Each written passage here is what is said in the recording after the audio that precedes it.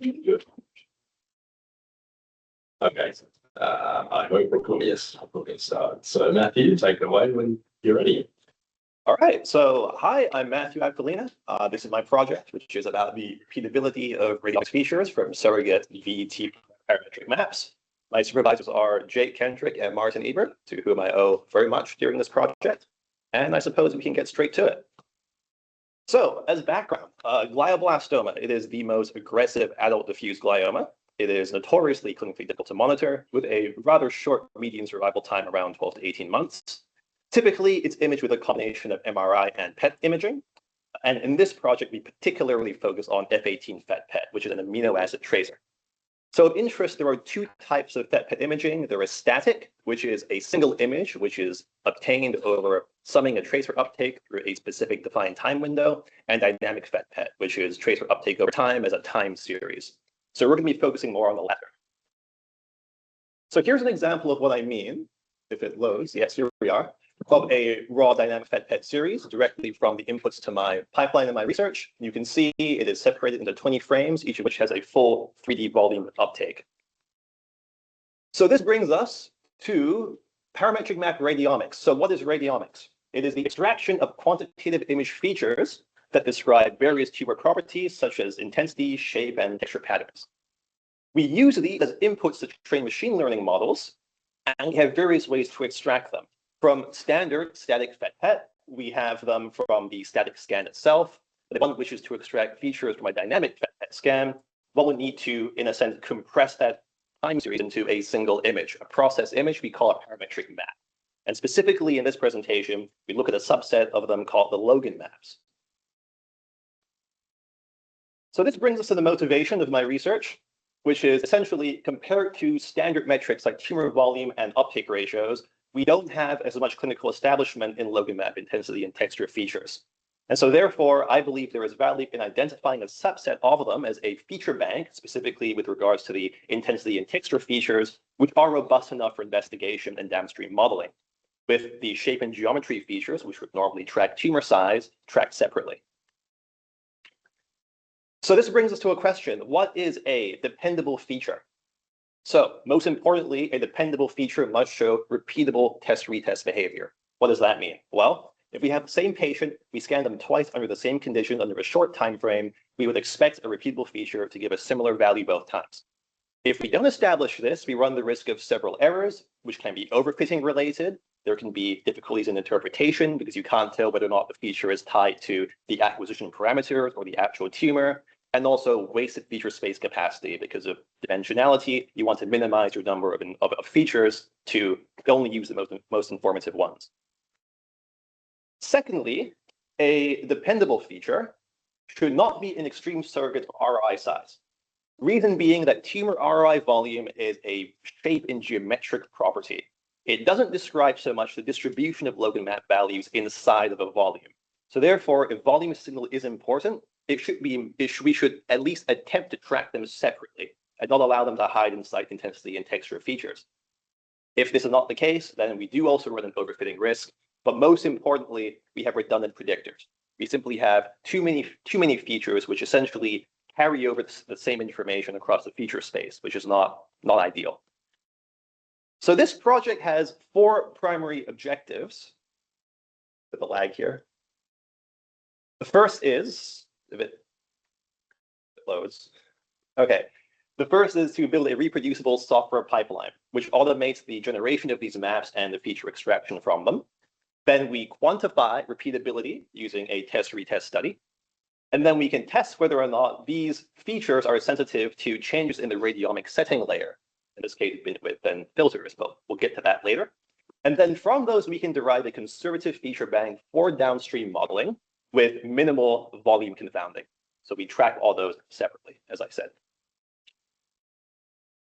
So here is the cohort and study design. We have 24 participants, of which 8 had usable test-retest scans. We noticed there was a median 7-day interval between these scans with, of course, a 20 by 60-second frame, standard dynamic FET-PET format, as well as a late start. This will become important shortly. An average late start to these scans at about 7.5 minutes, which was a limitation of the data set.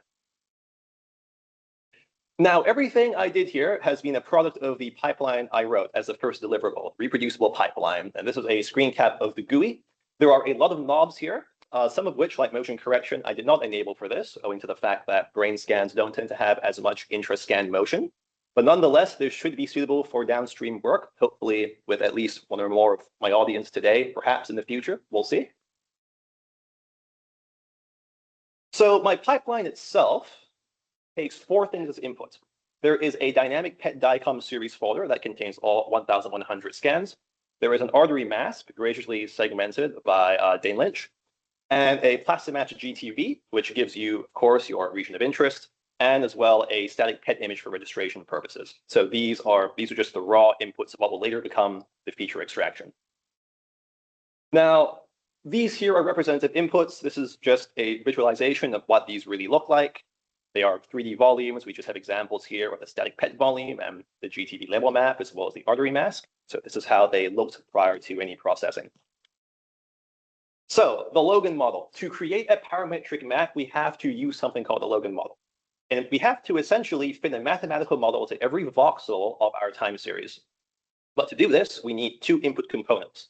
We need an input function, which is the IDIF, and we need the dynamic FET PET data, giving a time activity curve for every single voxel. You combine these, you get your map. So first, I'm going to talk about the IDIF, which is the surrogate blood input TAC, which is used by the model. So we estimate this directly from the PET images using whatever voxels are within the vessel mask. And there are essentially 3 stages to this. The first is we reconstruct the 3D PET image for every dynamic PET frame. We resample that frame into the vessel mask reference, and then we measure the mean activity in that mask. And what this will give us at the end is 20 data points per scan, which forms a TAC. So this is very, very important. Now, here is an example of all of my, if it loads, all of my patients, here we are, all of my patients' IDIFs arranged together.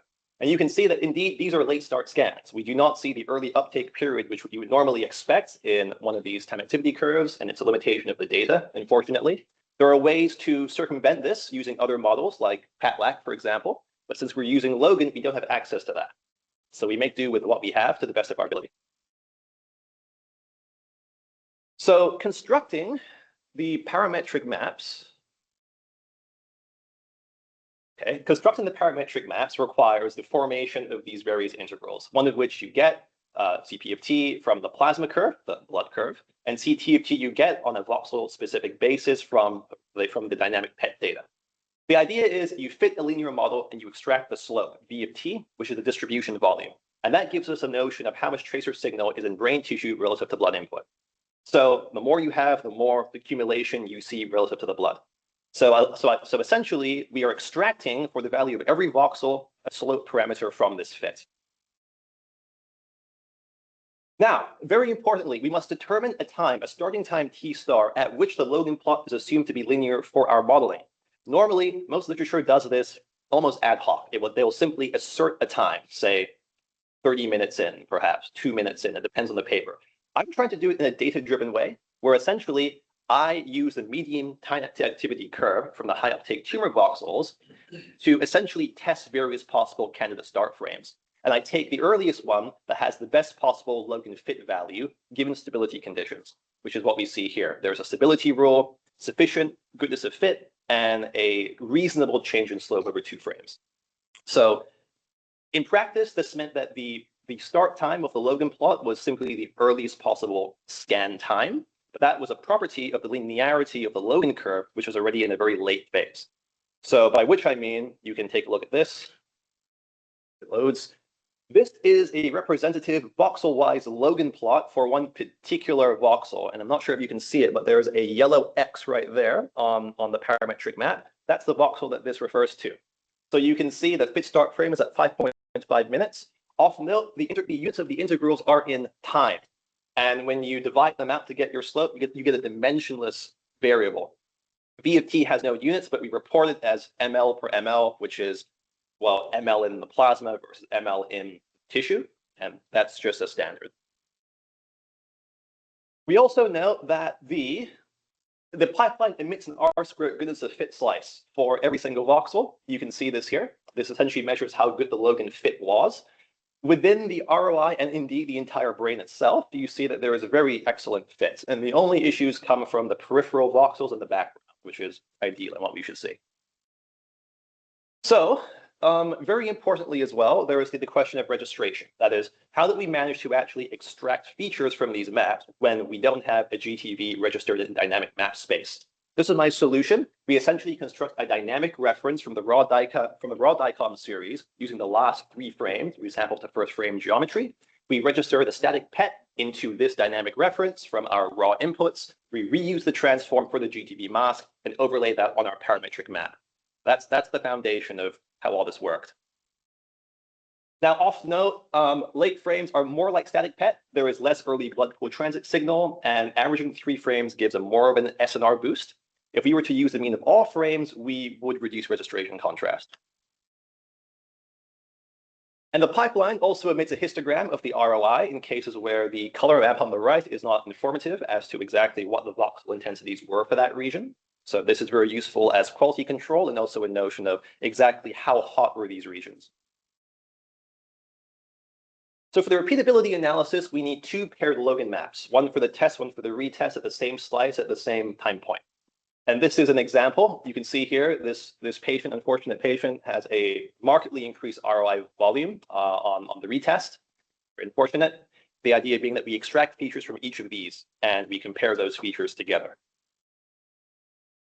So in terms of feature extraction, as we know, the parametric map provides the voxel values. We extract 106 baseline features according to IBSI-defined radiomics abstraction settings, which I've listed here. We extract them separately and then pair the feature values using values such as this, the paired mean and the paired difference, to do downstream analysis. So now on to baseline feature selection. The first part of this next phase was designed to answer this question. Which features are repeatable and admissible under the baseline extraction settings, which is binWidth 0.04 and no filters? To those who are unfamiliar, the binWidth is an interval that we use in radiomics to discretize continuous image intensities before we compute the features. It's just essential to the pipeline. For admission into the final bank, we need to pass 2 repeatability criterion, which is ICC 11 greater than or equal to 0.85, no proportional bias, and also 1 confound criteria in no volume coupling. So we're going to be looking at the shared baseline original here first on the diagram on the right. So ICC 11 is the primary repeatability statistic.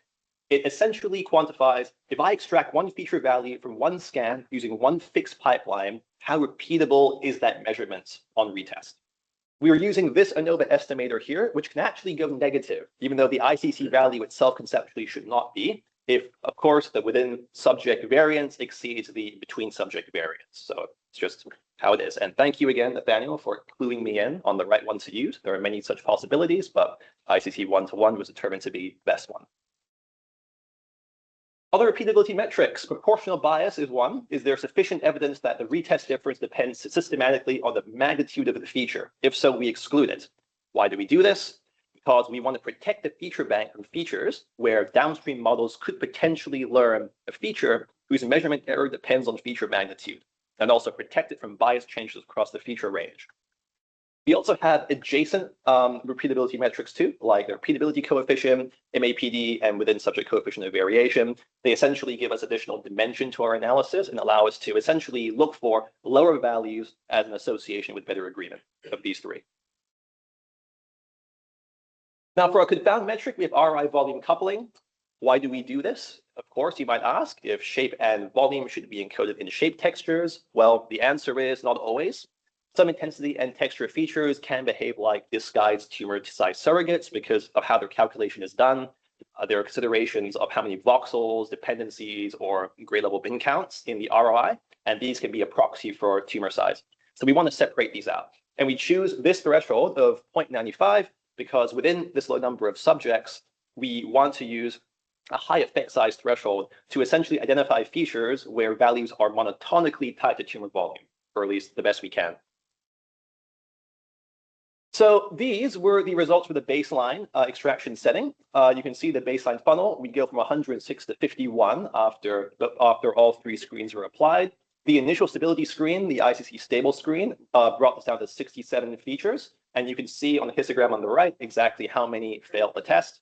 I want to bring your attention to a few of these features here which survived, or, well, failed. Particularly GLCM LMC2, which had a negative ICC. It was horrendously not repeatable, where we had that within subject variation exceeding between subject variation. However, other ones like 90% intensity did pass the whole screen. We'll talk more about why that might be later on. We also did some blind outman plots to visualize this. We present here the first order mean and GLCM LMC2. They look similar enough, but of note, GLCM LMC2 actually had somewhat lower MAPD than a first order mean, despite this, which is definitely of interest. So the next part of the project was essentially, do the surviving features for the baseline run change when you change the settings layer? In this case, when you attach filters and alternate bin widths to your basic extraction settings. The idea is we repeat the previous selection logic across 7 total variants, and then we see at the end how many of them actually survive. We can compare them. So for the filter family itself, which has many subtypes, like say the Laplacian Gaussian has 2, 3, 4, 5 settings, if you would. We retain them if the original version passes under baseline extraction settings, and at least one subtype of every filter class passes. This was intentionally done to not unfairly penalize filter types with a lot of subtypes. The idea is we're building a consensus bank of features, so this would be interpreted as a very potent suggestion as to what may or may not be repeatable. So as an example, GLCM joint energy is retained because at least one subtype in every category passed the screen. So here you can see the ICC distributions across all these various radiomics layer sensitivity conditions. You can see the original binWidth 0.04 here in both filter and binWidth families. You can definitely see that there is definitely a change in ICC percentage-wise as one traverses this range, with a very interesting result with the wavelets, for which you see there's a 36.1% pass rate for the ICC check. There are also a very large number of wavelet features, so we'll get into exactly why that might be in a couple slides. So to quantify these and to assess how these summaries shift systematically when you change the radiomic settings, we use Wilcoxon sign rank tests. Thank you again, Nathaniel, for teaching me about these things through your paper. We see here that the ICC in filters, for example, did show some considerable evidence for a shift, for a decreased shift. And we do note that the original, the Laplacian Gaussian and simple transforms do preserve reliability. For binWidth, we notice that the ICC distributions are relatively stable, but the agreement measures like the repeatability coefficient do tend to shift around with discretization. Notice the P-Bonferroni metric here. Essentially, that is what quantifies whether or not we can say there is a systematic shift. Bonferroni P of 1 means there is no such evidence, for example. So this is a more detailed view of exactly how every possible extraction variant experienced feature attrition as we applied 3 screens. So you can see how wavelet had a massive cull at the ICC screen phase. Everything had more or less consistent results with respect to volume coupling exclusions, though, which is also rather interesting, percentage-wise at least, with some weight towards proportional bias exclusions with original 0.02 bin widths, so very fine bin widths. So here you can see more comprehensively the results.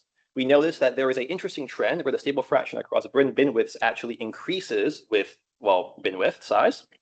And the filter families, as we see, seem to have preferential results with the LOG Gaussian family and less so with the wavelets, which is rather interesting. So what's the interpretation of this? Well, for a bin width, we notice that finer binning is more sensitive, coarser binning is more forgiving. Why could this be? Well, at binWidth 0.02, the map is split into more bins, and we notice that texture features, the focus of this feature bank, gain more detail at the expense of increased noise, test-retest scaling shifts, interpolation effects, and RI differences. So these will degrade stability. When you increase your bin width, these small voxel level differences will get absorbed into the same bins. So you tend to see a more stable effect with your texture summaries. And for the filter family, I think this is, to those of you who know what the wavelet filter does, this is quite expected. The high frequency components will destroy your stability because the Logan maps are inherently noisier. And when you use wavelet subbands and you split your image into all these directional high frequency components, you are extremely sensitive to spatial shifts, edge placement, resampling, and most importantly, local noise, of which the Logan map does not really give you reprieve from. So you can't reproduce these reliably with maps, therefore the ICC will suffer. You don't see this though with Gaussian LOG filters because of how they smooth the overall structure. So it does suppress local voxel noise, and it does make the overall lesion patterns, pattern-based features, a lot more repeatable, which is very interesting. So we assembled our final consensus intensity texture feature bank using the intersection of all the features that survive each of these variants, including baseline.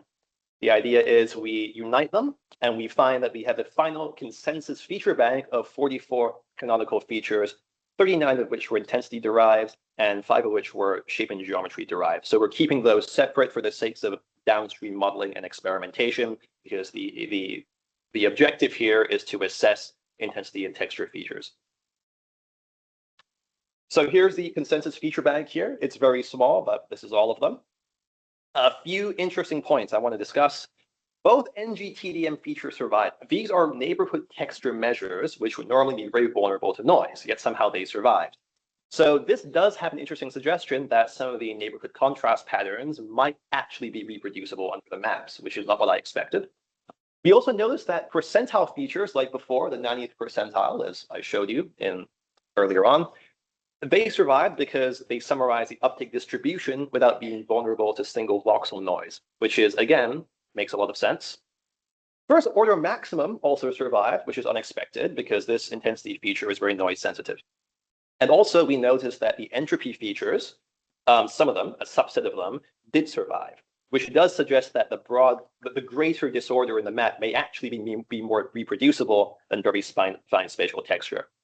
And lastly, the bin level, the grade level emphasis feature survived, which does somewhat suggest that the texture signal could be driven more by uptake structure than just the background texture, which is useful. So here are the limitations. We have a very small test-retest cohort limitation of the data. We did not vary upstream kinetic modeling choices, such as IDIF definition, T-star selection rule, motion correction, and such. Of note, the absolute VT values do remain fit window dependent, depending on when you choose the T-star starting time. There is a gradual increase, which you'd expect in the VT values, because you get more preferential uptake within the tissue itself. And thirdly, we use a venous sinus surrogate for the artery input function, well, a plasma input function, if you would, the IDIF. And because of this, because I do not have access to a explicitly validated arterial input function, my map should be interpreted as surrogate maps from the venous sinus IDIF rather than absolute quantification.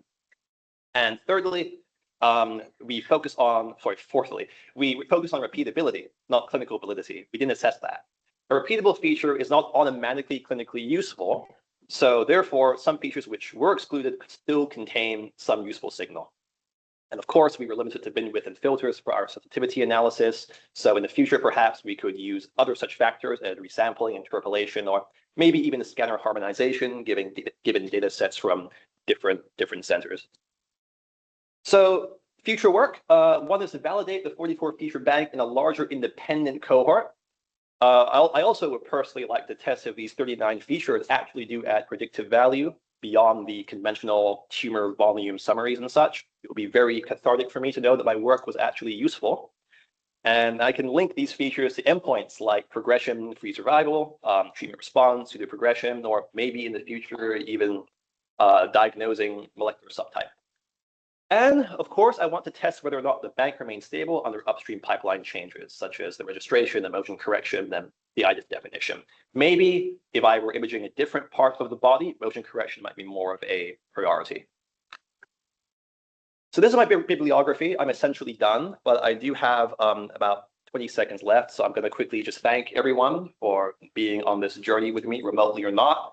It was wonderful. And Jake and Martin, you guys were exceptional. And thank you for responding to my frantic emails most hours of the day. So thank you.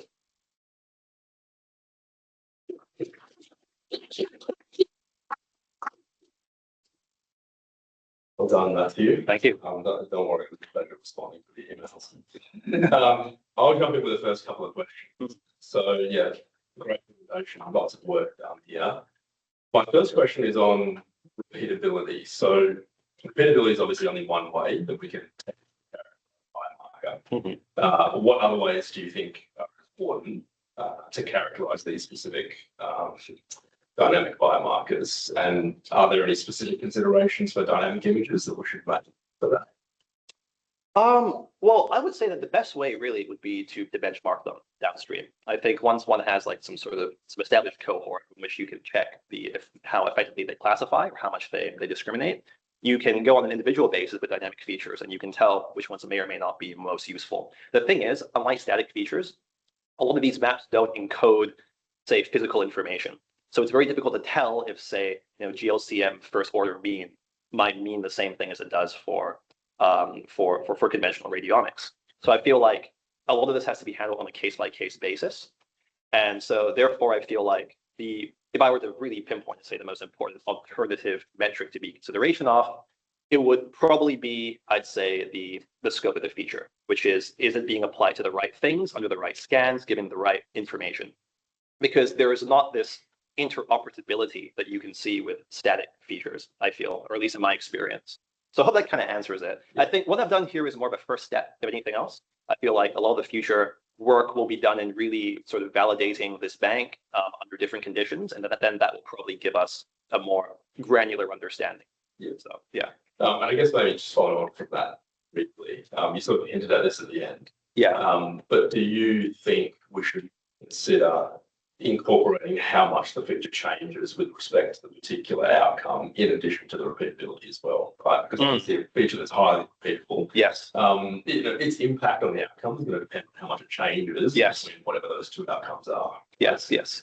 Yeah, exactly. So there has to be transparent reporting. I think that's the thing. Right now, there's no comprehensive systematic rulebook as to how to treat dynamic features, especially map-derived features. I feel like if you were to somehow connect both the outcome-oriented changes in these features with the more upstream metrics, like what I've derived here, I think that could possibly be more exhaustive and a lot more usable in the clinical setting, which is what I might also pursue in the future. Right. Any other questions? Good questions. It was a great presentation. Thank you. Could you go back to the slide where you had the few scans of the patient? Oh, yeah. There was a large change in the volume. Yeah. So I just wanted to ask, one, is it common to see such a large change in the volume between, what is that, 1 week difference? Yes, I can tell. Or is that an effect of the image itself? Yes, I can tell you why. This was most likely caused by an intrascan shift, because the actual tumor core was located at around z equals 26 for the retest and z equals 24 for the test. So this was an example of just intersession motion in my experience. I see. So yeah. In that case, do you think it would be helpful to have that motion alignment or the registration of the images? It could be, yes. Usually the motion correction I programmed into the pipeline was more so for like lung purposes or like abdominal purposes, where there's like actual moment to moment differences in the dynamic scan. This was more so just an orientation issue, I feel, where the patient just wasn't secured along the exact same geometry that should have happened in the first place. But yeah, that was, I feel, encoded in the extraction and in the analysis. Right. So in a case like this, you mentioned you cut some features due to the volume changes. Can you explain, like, in this kind of case, what that might look like? Yeah, so some intensity features just track volume, for example, not because they are inherently connected to volume, but just because they rely on metrics like voxel intensities or the number of like adjacent voxels with comparable binWidth values, for example. And those ones can indirectly track volume. So not directly evident from this picture here, but more so as a property of the analysis. We just want to make sure that when we do our feature selection, we're left with features that do as many independent things as we can. So like we have the volume feature doing volume stuff. We have the intensity feature looking at the spatial distribution of the relative uptake, which is what the VT map is. So we keep these things as independent as we can, which just helps the downstream modeling. Yeah. Final thing you mentioned, some patients had a late start. Can you explain what that meant? Okay, so that is the scan that I was given only had values that I could access, which began from that time point. So in a perfect world, if I were physically present in the room, right, as the scan was happening, I'll be monitoring from time 0, right, from the moment it was injected. What's the uptake in the blood? What's the uptake in the tissue? So what you'd see if I kind of go back, what you should see here is like a sharp spike, the early peak, right? So when Dane Lynch did his thesis, he actually he used something called the PAT-like model, and it's an alternative to what I did, which is the Logan model. What I did is actually better suited to FET because of the reversibility of the FET tracer. But the thing about PAT-like is that you need 3 maps, not 1. You need the parameter in I think Dane's case it was the kinetic parameter, the influx rate, the net influx rate, the intercept, which is also you need for PAT-like, you don't need for Logan, and the time to peak map, which I could not access here because I don't have early peaks. Dane did this, I believe, by exploiting a model called relative PAT-like. It's a way that you can kind of like propagate backwards, if you would, to try to estimate the behavior of your model based on the likely peaks. I couldn't do that because of Logan. Logan is not as well explored as far as I can tell. So if I had like an FDG tracer, maybe in the future, I could run a full mental analysis. I wouldn't have to do this, for example. So, but yeah, FET is not as well explored, especially in parametric maps like this. So this is a bit of a first, I think. Thank you. Yeah, great. Wonderful. Yes. Could you go back to the 2 patient image that were on before? You mean the paired ones? Yeah. Okay. This one? Yeah. First of all, thanks, Matthew. Thank you. Pretty much answered many of my questions as you were going along. I was wondering, are you going to potentially investigate delta radiomics if possible in the future, with some of these, dynamic features that you've explored here for repeatability purposes? Yes, I do, with a caveat that I want to do it when I actually have a better cohort, and also with a better input function. Because of the fact that, I call this surrogate VT maps because they're not meant to be absolutely validated in a clinical sense. Because after all, I'm making a lot of assumptions here. And what I would want is when I do delta radiomics, that any results I get are directly applicable to downstream modeling. So there wouldn't have to be this like disclaimer I put up that, well, we're just looking at the repeatability. No, anything I isolate in that final bank should be directly trainable for future models. And so therefore, I can validate the performance of delta radiomics immediately without have to hand wave it. So that's what I want to do, hopefully. Do you think it would be necessary to have, taking this as an example, even though the test group, let's say it's a follow-up image and the baseline image, your methodology, would that require having those 2 images registered quite well? Because sort of as you said, this one, you can kind of see how the resection cavity doesn't line up in the 2 images. Right. I think that would be required. Well, it depends on the durability of the radiomics feature, because after all, like we're not doing it on a slice by slice level. We're doing it as a whole 3D volume, right? So some of the features will look at the 3D volume, even if it's like misregistered by some amount, and be able to extract the same conclusions from it. And I think that's kind of what I'm checking for here. Like the percentile features are not voxel level sensitive. So they don't care about like the exact scan, like the exact slice arrangement. It's more about the overall summary. So those are good. Hope that answers the question. Yeah, that's good. In terms of, you said that like wavelets typically had a pretty poor impact on repeatability. Yeah. But within wavelet features, there's the different types of, combinations of high and low pass filters you can apply. Yeah. Did you see if, for example, just using all low pass filters had a positive impact, or was it just all negative? Well, you can think of the Gaussian filters as low pass filters, right? In some sense, and like so I think from the results you can kind of extrapolate what would happen. It so happens that the wavelet features tend to be high frequency filters. So like in a more general sense, low pass means better repeatability, better ICC passing, high frequency, not so much. I think that's the real takeaway. But really, like, I think the takeaway of anything is here in a more general sense, you got to choose features which don't depend on like actual voxel to voxel level specifics, right? You just want to mitigate the noise. So, but it's fine because texture descriptors aren't supposed to be voxel to voxel for the most part anyway. They tend to be describing the overall, like the spatial geometry of something, right? So, yeah, I think that should be all right. Cool. Any other questions? Excellent. Cool. Thanks, Matthew. Well,